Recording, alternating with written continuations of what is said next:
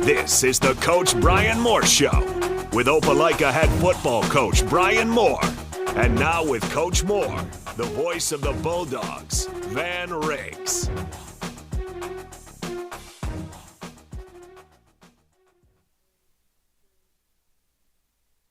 Welcome in another week here on the Bryan Moore Show. I'm Van Riggs, and we're going to catch up with Coach Bryan Moore coming up here in just a bit. First up, though, we got some special guests with us. We've got Tucker Brown and William Cahill, both football coaches here at Opelika High School. And we'll start with Coach Tucker Brown. Coach Brown, I know you've had different roles here at Opelika. You were a tight end coach for a while, left Opelika, went down to Baker, back with us. Kind of tell us about what brought you back to Opelika. Yeah, we had a pretty good year last year at Baker, and the head coach, Juan Johnson, that we worked for, he actually went up to Huntsville to James Clemens, and just the way the circumstances worked out, we just felt it was a good family move for us to come back up this way. And I called Coach Moore, and he had open arms and took us back in right away, and it was a great situation. And we wanted to be back home in Opelika where we felt comfortable and know a bunch of people, and it just felt like home. It felt like the right move, so we just came on back.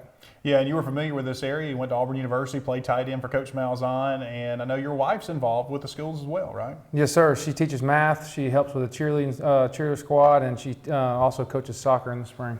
So when you were here before, you were the tight ends coach. You got a new role now. Kind of tell us about your role here with the team. Yeah, I wear a couple hats. Technically, general manager would be my technical title, offensive analyst. But I'm kind of helping. I'm kind of Coach Moore's right-hand man, more or less. I help him with all his logistical stuff. I try and help him with the buses, the meals for pregame, postgame, practice scripting. We're kind of working together on that all week. I try to get ahead for the next week so that when it's time, he can roll right into getting himself prepared for how to get our team ready. So earlier in the season, probably the job was a little bit easier as far as the road schedule goes. Now it's kind of ramped up. You had the long trip to Enterprise, and then this week going to Central. Oh yeah, no doubt. Going to Enterprise, there was a lot of logistics involved, a lot of meals involved, getting us down there. We ate here at Texas Roadhouse. They fed us. It was awesome. And then we went down there, ate another meal, and then we had the post-game meal getting back, and then the charter buses. So it was a heck of a deal, but we got it done. What's kind of like the regular week for you? I know you mentioned helping with practice and that sort of thing. I know Coach Moore's got a lot of things you got to prepare for when you go into practice each week, doesn't he? Oh yeah, we got to get everything ready. Got to get all the scripts ready, and so he puts it all on my plate, or a lot of it on my plate, and I try and do it my best. I'm not sure it's perfect all the time, but I try my best to handle exactly what he gives me and do it to the best of my ability. Coach William Cahill, ninth grade coach now, and Coach, you've been a part of the varsity staff. You've kind of been mixed around, and I know. Tell us about the ninth grade football team and what they're doing now. Man, it's been a good season. It didn't start out the way we wanted. Started out 0-4, but we've got a massive group of kids with a ton of potential, and it's just taking them a little bit of time to figure out how things go up here at the high school. It's a big change from the middle school to high school. But it's been a good season. We've got a great staff with us. We've got 8 coaches on staff with us. Carson Daniels, Jeremy Pickens, Londi Baldwin, Enrique Florence, Jacob Cunningham on the offensive side, and then Adam Clayton, Josh Rowe, Cole Watkins, and Brett Powers on the defensive side with us. So it's been great. We started out the season with 74, which is probably more kids than I ever remember having on ninth grade in a long time. So it's been great to have the numbers out there and just trying to get back to what Opelika football is all about. It's hard-nosed football and teaching these kids how to do it the right way early. Boy, 74, that's a lot for one grade.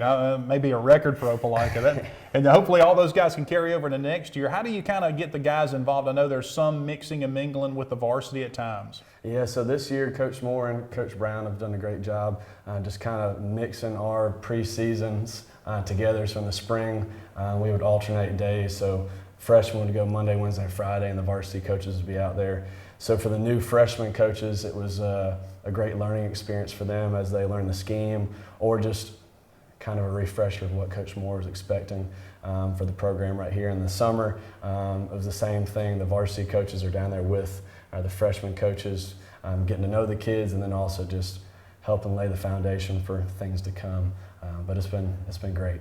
Any with some of the highlights that stand out so far from the season? I know you mentioned from starting rough to finishing strong here. Yeah, the low light starts out with Carver. We lose 6-0, but we had the ball on the 1-yard line. Last play of the game, 4th and goal, and couldn't get it in. And it's just like the team was starting to lose confidence, and we play Smith Station, get a win, go to Wetumpka, have to play there at like 7:30 on a Monday night.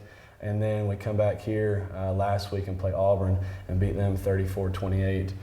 So everybody, it's not just one person, everybody's picking up the slack. The offensive side has really started to get in the groove, and the guys on the defense, I coached more of the defensive side. I did not have high hopes for them as the season went along or as the season started, and they've really come together as a good group. And there's a lot to be excited about for Opelika football for this group right here. It's really talented. Coach Cahill, tell everybody a little bit about yourself. I know you got a big family too. Yes, this fall has been crazy, not just football-wise. We just had our 4th child, Hamp.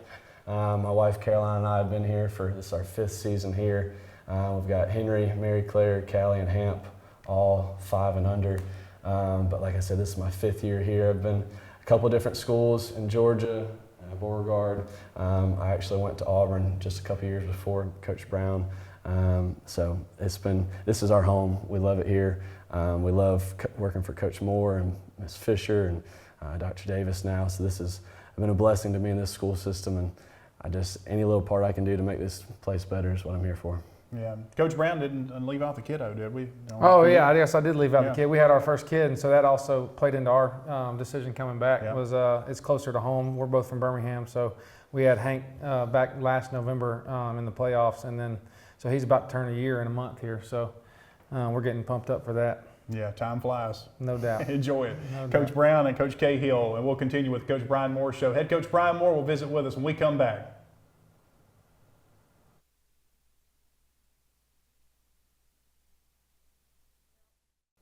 Welcome back here on the Bryan Moore Show. Van Riggs alongside head coach Bryan Moore. And the Bryan Moore Show presented each week by Glenn Smith Chevy GMC in Opelika, off exit 62 off of I-85. Get ready to smile. Well, Coach, I know it was a tough game Friday night on the road against a team I think that was really hungry for a win, a team that was 0-4, and they came out, it seemed like, right off the bat. And, of course, we've been trying to start fast, and they take the lead early. Just kind of talk about the game a little bit. Well, their will was stronger than ours, and it's unfortunate. And, you know, I think it's difficult at times for kids to understand, really everybody around the program, that, you know, that is a quality opponent and has been for a long time. And it's always been difficult to play there. And it doesn't matter really, you know, what's going on. And I don't know, you know, obviously for them, they played their tough stretch, the front part of their region play, and we're playing it on the back. So it's very different, you know, because they're going to win the next 2 games as well.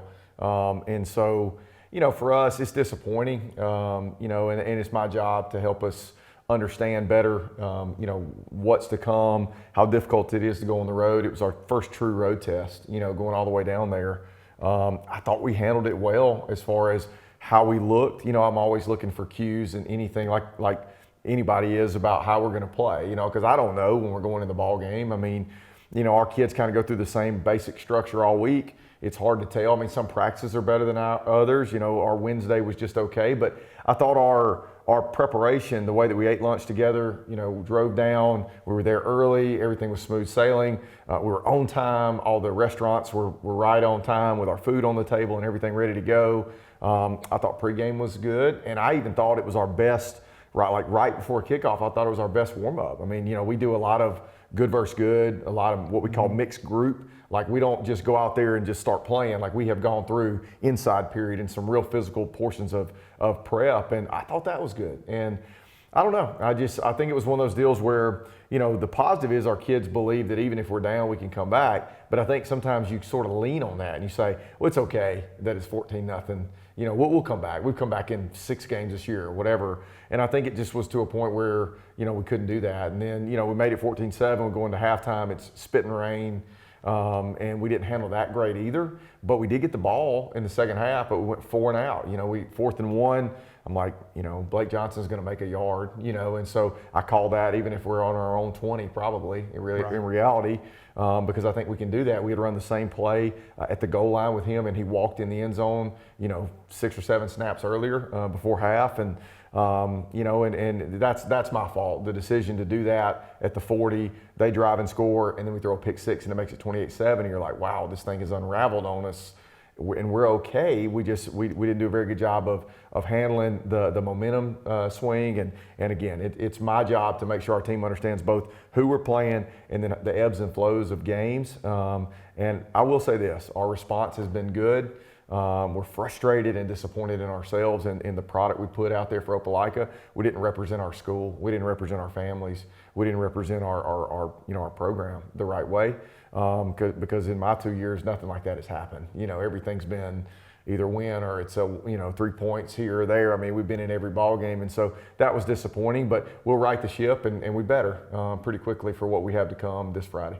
Absolutely. We talked about it in the post-game show. You can kind of flip the script now. This week, you can kind of be the hunter and not the hunted. Yeah. You were the favorite going into that game last week. This week, you'll be the heavy underdog going and facing the number one team in the region in Central. There's no question. And this is the best team we've played in 2 years since I've been here. So, and I can't remember, truthfully, many others, when I was an assistant that are as talented as this team. They're junior heavy, starting with their quarterback and their receivers, but they are elite skill players. I'm talking about, 4.4 speed everywhere, which is what you expect from Central. That's the type of player that they've had in the past.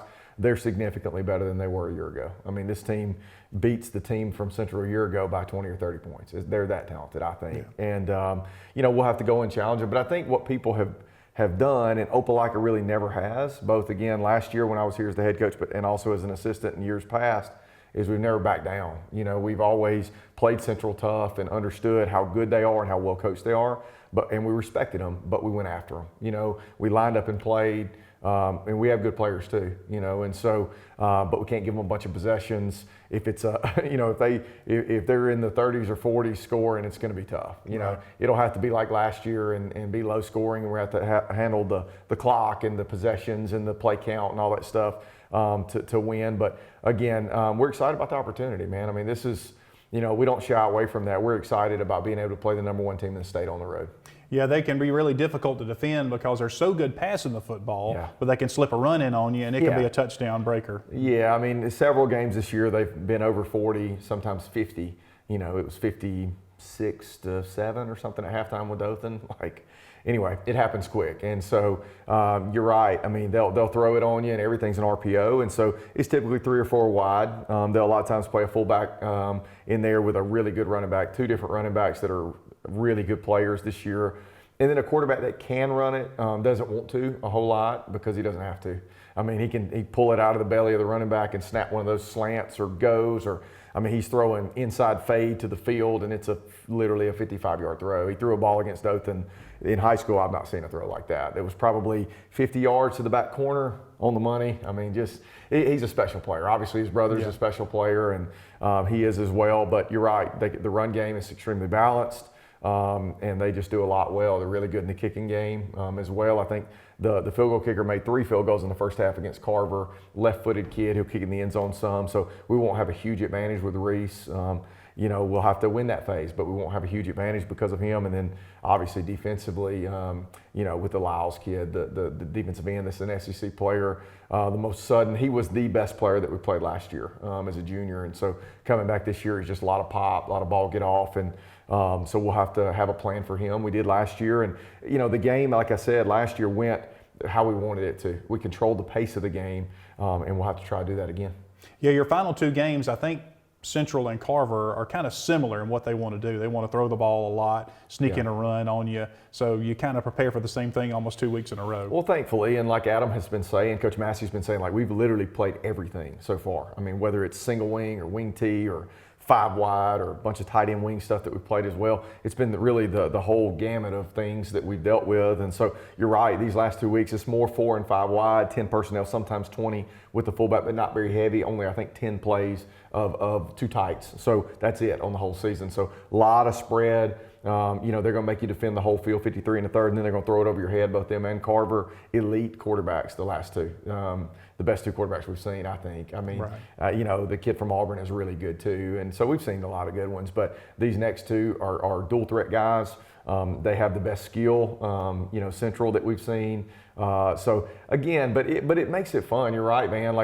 We're that's sort of who we are, that underdog mentality, here in Opelika, and I think that's a positive. I think we're fighters, and I think, I don't know how the game's going to go from a result standpoint, but I know that our kids are going to play their best game. I do know that. I know that the response this morning, it was the most physical practice that we've had in a long time. We went live and tackled to the ground. I'm like, what do we have to lose at this point? I don't want anybody to get hurt, but we have to be better. I mean, we tackled awful. against Enterprise, and it was very disappointing because I felt like guys were in position to make some plays, and we just didn't. And after a week, we were tackled extremely well against Oakland. Right. So you just kind of like, anyway. But we as coaches have to do a better job of giving them live opportunities to do that, because the whole theme with Central will be tackling in space, right? Like last year, we charted the amount of solo tackles in the game.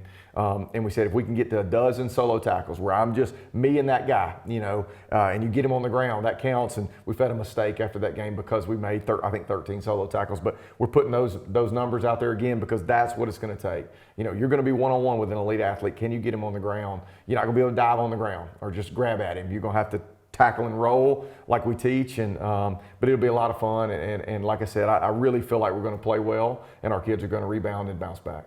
And you're in a position now you control your own destiny. You Absolutely. need one win here in the next 2 weeks to secure a playoff spot. A lot of other teams are sitting there hoping some other things happen to get in the playoffs, but you've put yourself in a situation where you can make back-to-back playoff trips. And that was my message to the kids on Sunday was like, it feels awful. I know that our fans, like that ride home is it's just the worst sinking feeling. When you're wet too. Oh, just all of it. You're 3 hours from home. Yeah. You get home at 1 a.m. Just you're disappointed, and you're like racking your brain as a coach. Like, how do I make this better for our kids? How can I control it better to where we understand the level of opponent we're going to play, and all that. And I know you guys are probably watching huddle film too on the ride back, trying to figure out, what went wrong, how do we improve here, and that Absolutely. sort of thing. I watched 3 hours of film, Yeah. and I was able to, because my thing is always just, you don't want to fool with it and see it, but you have to. Yeah. Like, go to work immediately. The only thing I know to do is go back to work. And like I said, our kids, I said, look, man, we're still 6-2. Okay, it sucks what just happened, excuse me. And it's terrible and it feels awful, but we're 6-2. We control our own destiny, Van. You're exactly right. Let's get going, man. Yeah. And let's go win, and let's send these seniors out. Let's win these next 2 weeks, compete our tails off, get to the bye week, figure out what our first round opponent looks like. Like, the best football is still in front of us. Let's send Blake Johnson and Baby TJ and all those seniors, those 27 seniors we have, let's send them out the right way and just rally the troops. And I don't feel any kind of let down or anything like that. We're still not healthy, but that's where we're at. This year is going to be like that. LaKeydrick still won't play, and we're just so hopeful that maybe next week, but we're going to play for those seniors and send those kids out the right way. I kind of look back at last year too, where Central loses the game to Opelika. They end up the 3 seed, and they go to the state championship game. So the path, Jason Lee was saying, hey, it may be better to be this, and I can't look up yet, or whatever. We've got to, keep our nose down. But you're right, that happens, and you don't know why it happens or whatever. But sometimes your matchups change, and heck, the region that we're matched up with is all over the place too. Who in the world knows where, besides Thompson, where those guys are going to fall, as far as their seeding. So we just got to, handle our business. Play extremely well. We'll have to play by far our best game and give ourselves a chance to win at Central. All right, Coach, good luck. Don't forget Thursday, great preview of Central and Opelika. You can come to First Baptist Church in Opelika, the 316 Center. It starts at noon. You can RSVP. Just look up Opelika Football on Facebook. Click the link there, and we'd love to have you. A 1-hour great preview. Coach does a great job, and, of course, you see Tucker Brown, William Cahill. They'll be there as well. You'll hear more from them and a little more in depth about what they do on a weekly basis, and we'll hope to see you Friday night, Phoenix City, Garrett Harrison Stadium for a big matchup as Opelika goes on the road to take on the Central Red Devils, and we'll see you right back here next week on the Bryan Moore Show.